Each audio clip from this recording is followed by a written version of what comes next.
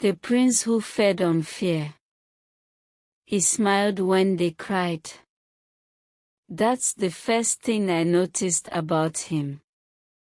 Not his fine clothes or shiny shoes, just that smile. It was wide. Too wide. I saw him smile the day they cut off a boy's tongue. And I swear, that smile still haunts me every night. My name is Nkechi. I was 16 the year Prince Dak returned to Isioma. Our village was hidden deep in the southeastern bush of Nigeria, a quiet place with red sand roads, small farms, and old people who liked to sit under the Udola tree and tell stories. My father used to say, there is peace in places people forget. We had peace. Until we were remembered. It started with noise, big engines, trucks, soldiers. They came before sunrise one day, shaking the earth as they passed through our narrow roads. People gathered, confused. The old king, Obiajili, walked out slowly, looking worried. And then we saw him. Prince Dak. Tall. Clean. Dressed in a sharp white agbada that looked like it cost more than our whole compound. He wore dark glasses, even though it was morning. His lips were curved in that strange smile that never reached his eyes. Your prince has returned, he said. People clapped, but it was awkward. First. He hadn't been back in 10 years. We remembered him as a quiet, shy boy who used to sit in the back of the palace.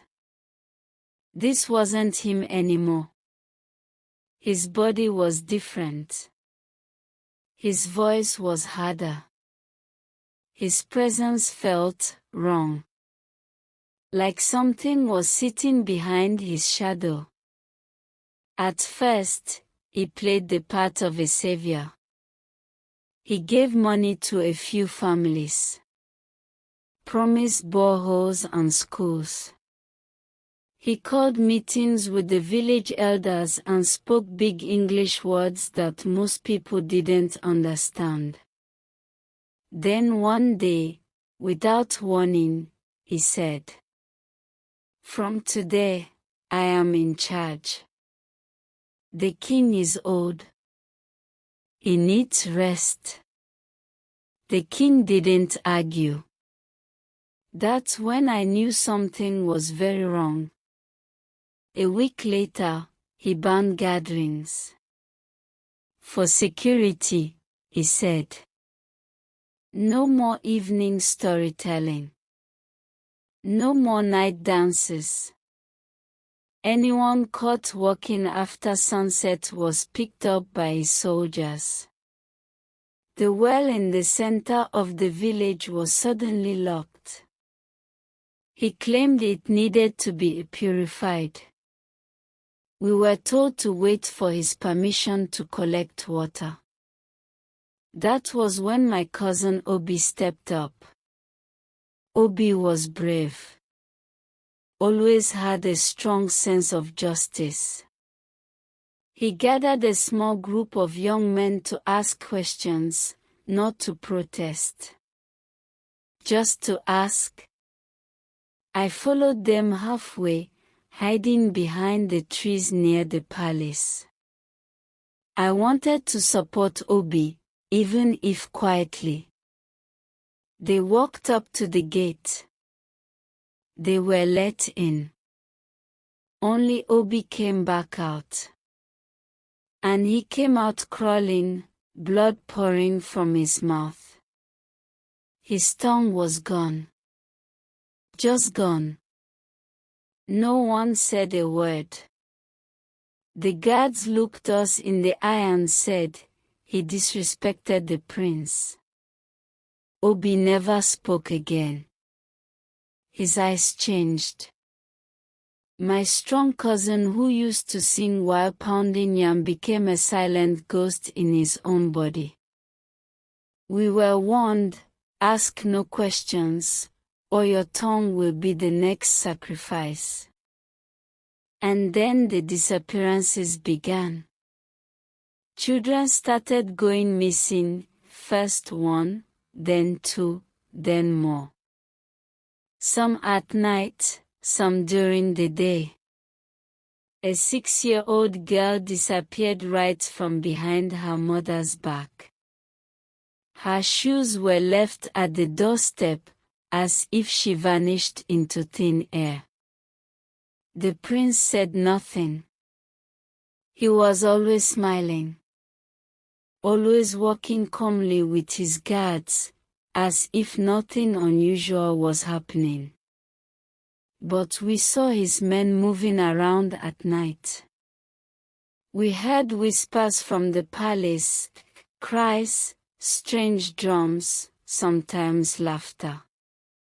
Cold, inhuman laughter. Then one night, I saw him. I couldn't sleep.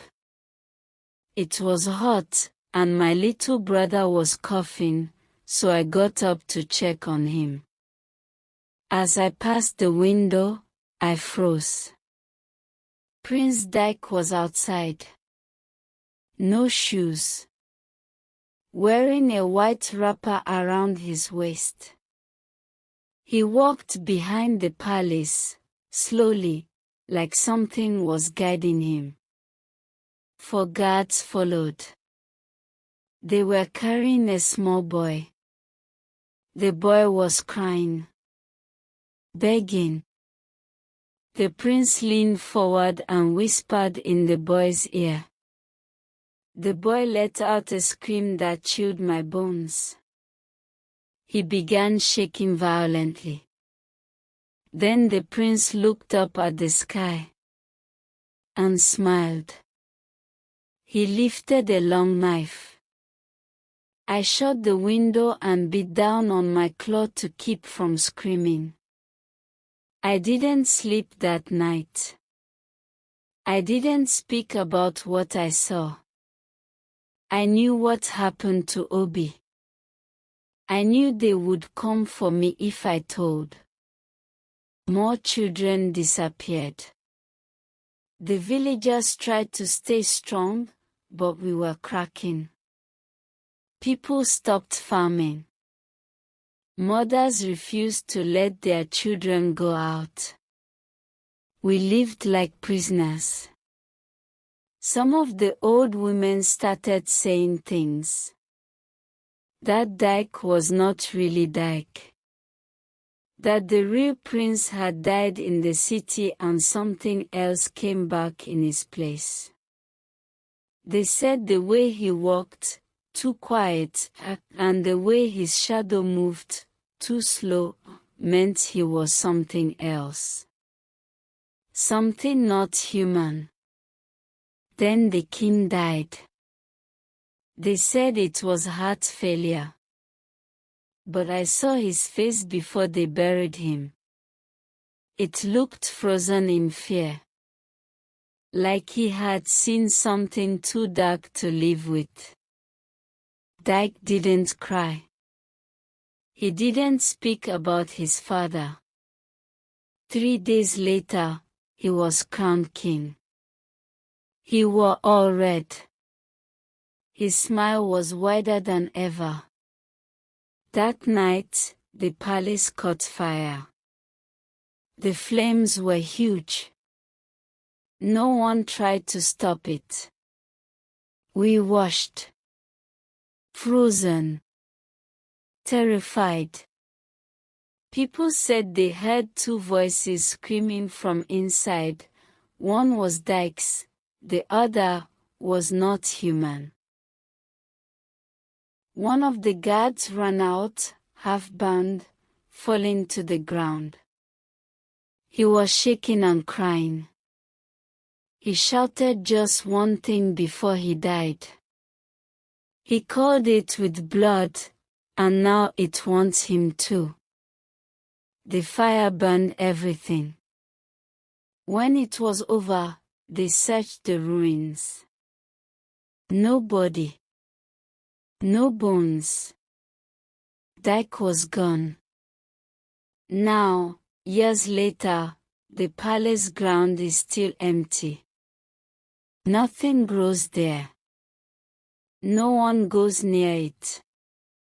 But sometimes, children still wake up screaming. And when we ask what they saw, they say, a tall man in white, with no shoes, smiling. And in that moment, I remember that night. The whisper, the scream, the smile.